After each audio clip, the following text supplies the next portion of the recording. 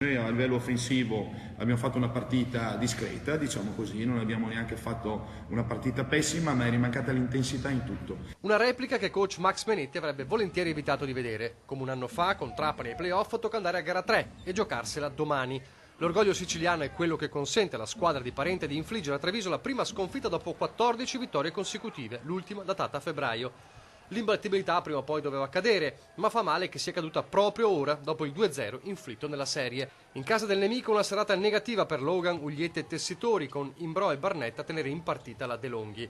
Trapani sempre avanti, ma la rimonta da meno 10 sul finale aveva fatto sperare nell'impresa, sfumata sul ferro proprio negli ultimi secondi. Questa partita l'abbiamo persa su 4-3 disattenzione nell'ultimo quarto e su 3 rimbalzi in attacco sempre nell'ultimo quarto, perché naturalmente poi dopo, al di là delle nostre medie e delle loro medie, se noi non prendiamo l'ultimo canestro su una disattenzione, anche sul -6, quando eravamo tornati a -6 abbiamo preso un canestro da 3 punti da Pullazzi che ci ha respinto dietro.